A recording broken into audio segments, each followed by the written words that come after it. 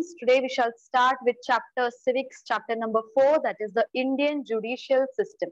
Okay, till now what we have learned? We have learned about the parliament, that is the legislature and the executive. Okay, we have learned about these two more important concepts. So today we are going to see the third figure of democracy, that is the judiciary. So we are going to study in detail about the judiciary. Okay, so now along with the legislature and the executive, the judiciary too is an important organ of the government. Okay, now what is the work of the legislature? The legislature, we have learned that it makes the laws. And what is the work of the executive? The executive implements these laws. So what does the judiciary do? The judiciary, it gives justice. So in this chapter, we will learn how judiciary works to give justice and helps in removing injustice from the society, and how it helps in establishing a healthy society free from the injustices. So what we are going to see today, we are going to learn what is the judiciary, the structure of the judiciary, the work of the importance of the Supreme Court, then what is the judicial activism, then about the district and the lower courts and the branches of law in India. First, why giving justice is important. Okay, now see, there are people, see, sometimes the differences of opinion within people are very sharp, which creates conflict. They should be resolved impartially. For this purpose, unbiased judicial machinery is required. That means the opinions, the thoughts of the people, all the belief, the culture, it is different from person to person, isn't it? We cannot consider two persons cannot have the same mindset. Everyone has different thoughts, different opinions, isn't it? So what happens now? If the people, they are tolerant, okay, that means if they are good natured, if they do not want to indulge in any fight or something, if they are tolerant, what can happen? They can avoid these conflicts. Conflict means the fights which arises because of differences. But if differences of opinions of the people, they are very sharp. Okay, that means people do not want to always agree. They do not want to compromise. Then what happens? All these things, it leads to conflicts. So now, if conflicts arises, how it can be removed? Okay, for that, what is essential? For that is the reason judiciary was established, to remove the injustices from the society. That means to solve the conflicts of the people, and it is considered as an unbiased judicial machinery. Unbiased means without taking anyone's side. Okay, that means only looking at the matter of the truth. That means with a certain proof, and not because this one is from a political party or this one belongs from the higher caste. And if there are two parties, that means one is of a higher caste person, one is of a lower caste, they won't see that in the judiciary. In judiciary, what will happen? Only the truth and that means whatever authentic proof, that is very important. Hence, it is considered as an unbiased judicial machinery. Then, the need for the laws. Why do we require these laws? Now see, to resolve conflict between the individual and the government, people may approach the court for justice against the government. That means any decision or a law made by government, even if that is unfair to the people, people can help. Where can the people go if there are problems? Where they can go? They can only go to a court where we know that one can definitely get justice. So that is the reason. First is that point, then to establish social justice and equality.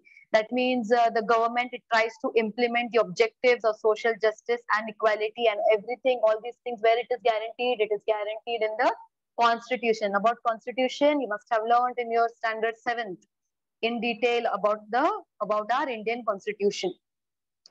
So the court, what the court does, the court can help to bring the weaker sections of the society. And who are considered as the weaker sections? The women, the children, the differently abled, the transgenders. If they want to bring everyone, all these people whom we consider as the weaker sections of the society, the country wants to bring it together, okay, under one roof. So that is the work of the court. That is why laws are important. Then to preserve the values of freedom, equality, and democracy. That means we know that the common man is given these rights. Okay, these rights are also mentioned in the constitution, that is the right to freedom, equality, justice. Okay, and all these things, it helps in deepening the democracy. So this is also necessary for strengthening the democracy of a country.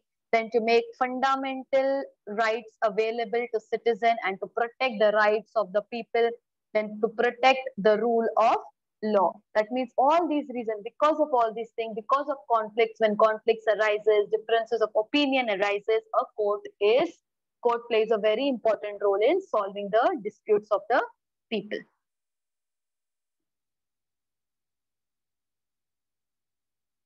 Okay, now let us now understand the different components, that means the different branches of the judiciary, which is entitled as the structure of the judiciary.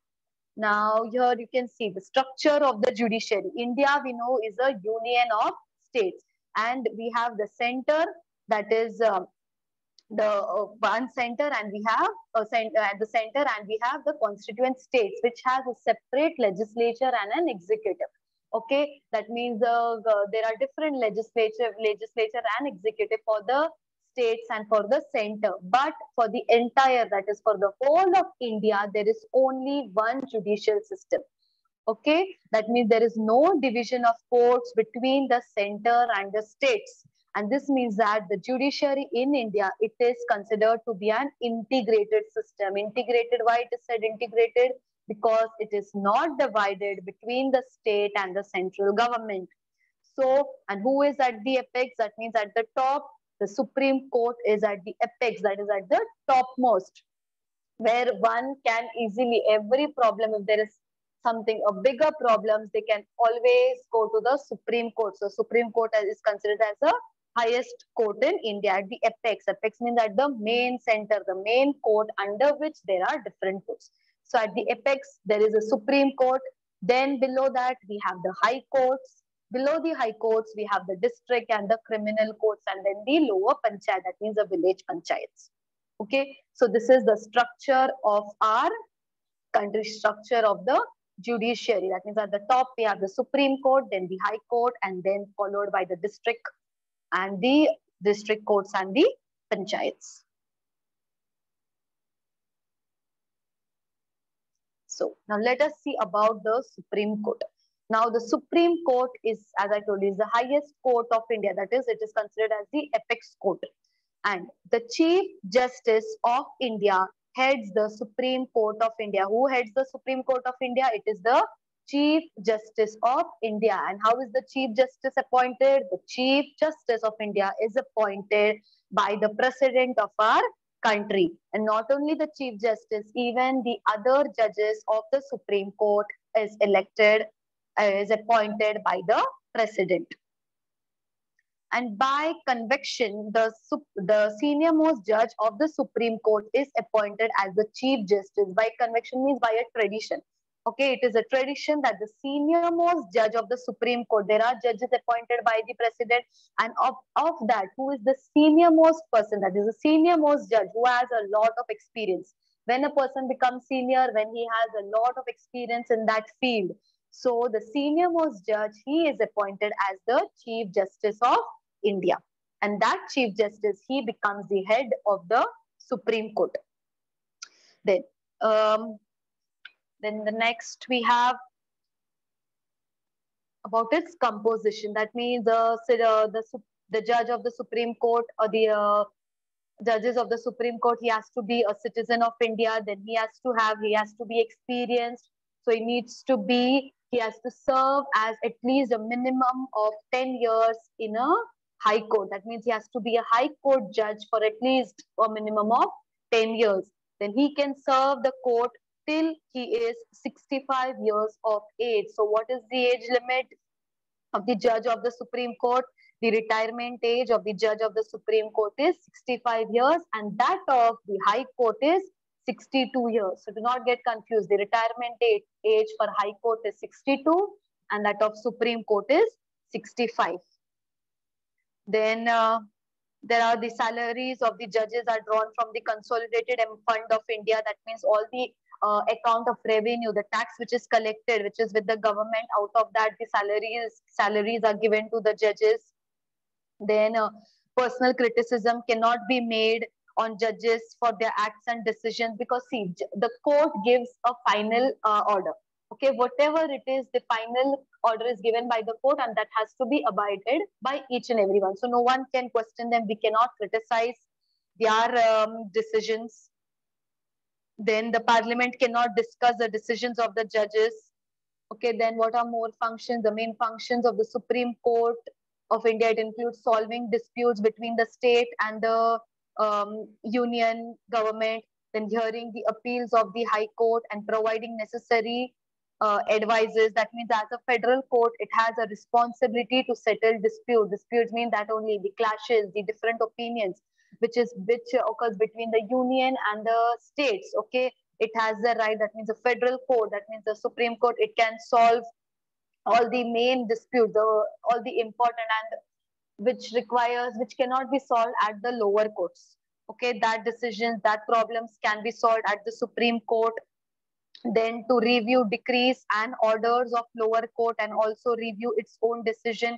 To review decrees means any official order that has a force of law. That is meant by decrees and orders. Then in case the president asks for advice of the court to understand the legal aspects in matter of public importance, at such times also the Supreme Court can provide the necessary advices. So these are some of the functions of the Supreme Court. Then the next we have, that is judicial activism. Now what is this judicial activism? Let me tell you. Now see, how can the citizens of the country, okay, they can participate in a judicial process. Okay, that and thereby it helps in making the judiciary more active. That is known as judicial activism. That means the participation of the people, that means the participation, the citizens of India, how they can participate in the judicial process. That is known as judicial activism. So for that, what plays an important role? The public interest litigation, that is the PIL. That is a legal tool in which the citizens of the country can participate in the judicial process. What is this public interest litigation? Let us see. Public interest litigation is a legal tool which allows individuals, groups, communities to challenge government decisions and activities in a court of law for the enforcement of the public interest. It also serves as a protection of public interest and which directly joins the public with the judiciary. So what is the main aim of the public interest litigation? Why it was formed? It is formed, that means it is filed on the, so that the public, the citizens of India can question the government. They can participate in the decision. Now directly we cannot participate in the judiciary, right? We do not have any degree, that means which is required to participate, in which way we can participate in the judicial system. That is why the public interest litigation was formed, so that the people can put up their views, they can raise their issues, okay, on public importance. That means any of any maybe to form social organizations or non-government organization on behalf of all these people. The public interest litigation, that is its members, can go and speak up for their rights.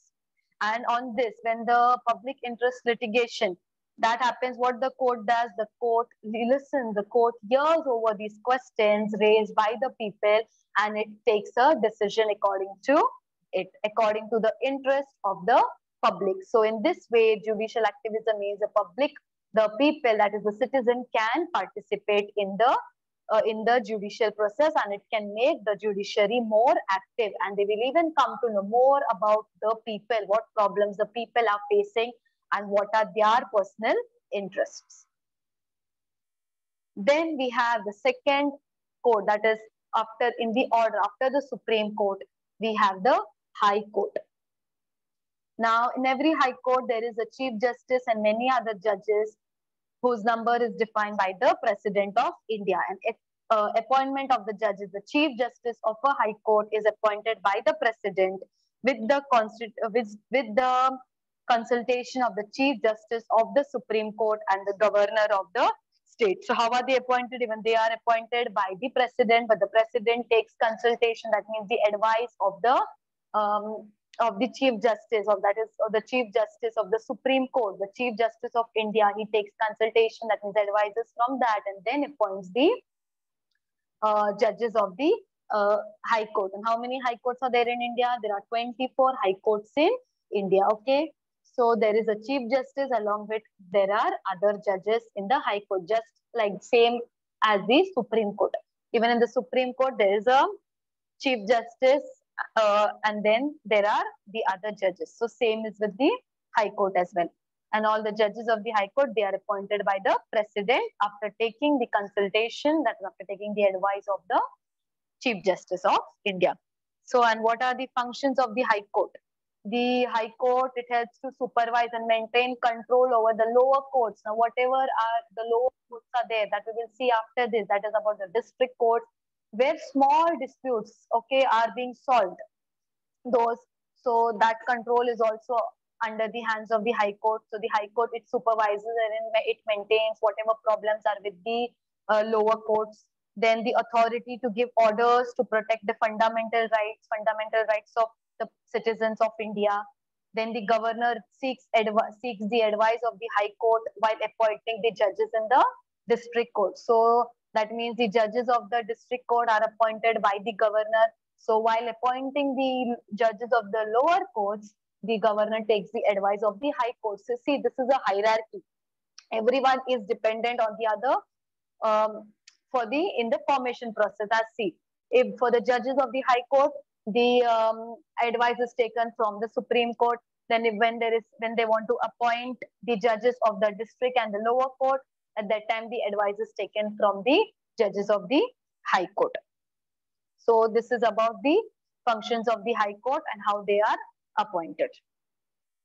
Then the next we have the district and the lower courts. Now the district courts, these are the courts which work at the district and the taluka level. And the people generally go to these courts. Now normal people, that is you and me, we cannot approach the High Court or the Supreme Court for any problem.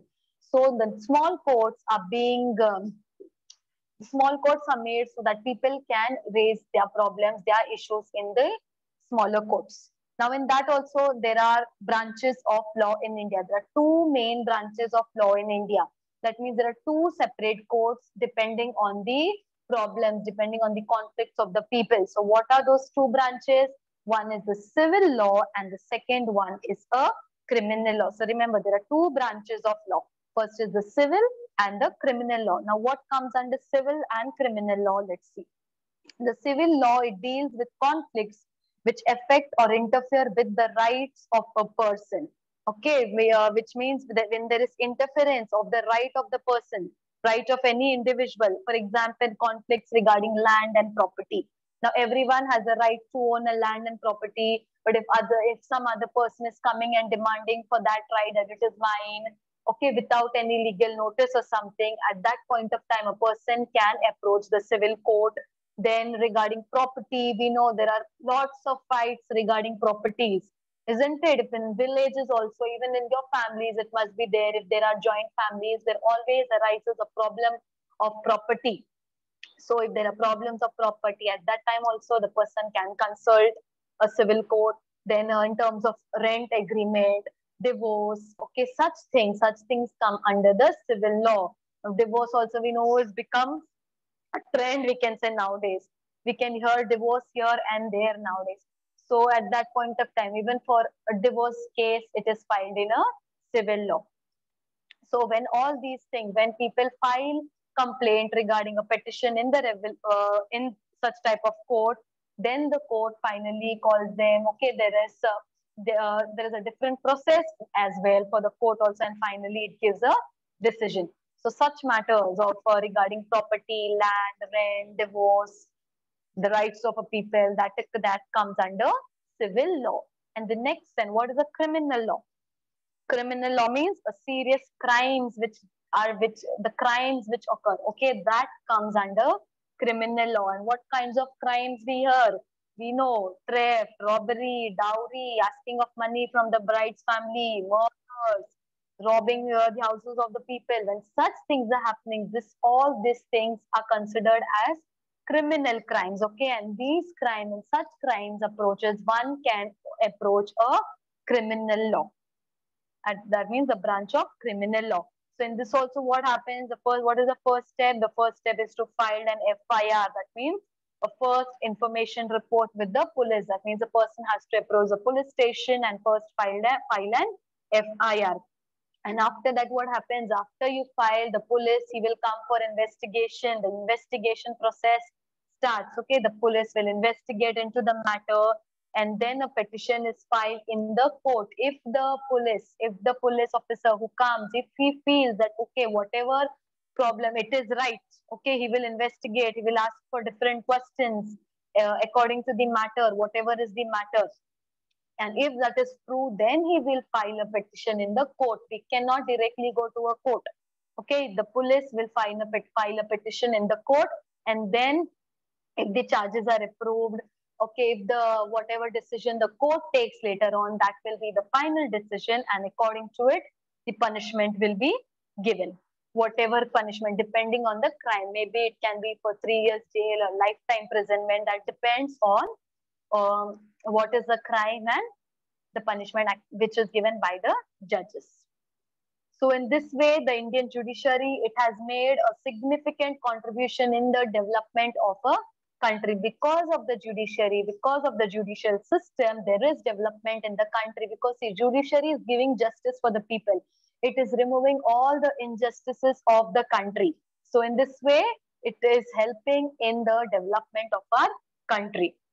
And because of this, what happened? Common people, that is you, me, and all the people, we have a trust in the government. Okay, we have built a trust in the judicial system because we know that if we are right, definitely we are going to get justice for that. And if someone is harming us, and if we go and raise a complaint against it, what will happen? That person will be punished for the same. So in this way, what is happening? The people, the common people, they are having a lot of respect and are building trust in the judicial system. Thus, the judiciary in India has protected individual freedom, the federal system, and the Constitution of India. And in this way, the courts, we can say, have played a very important role in strengthening the democracy in India. Okay, so for the democracy of India, for strengthening the building of democracy in India, the courts have played a very important role as it gives justice for each and every individual. So this is all about our lesson, that is the Indian judicial system. I hope you are clear with this.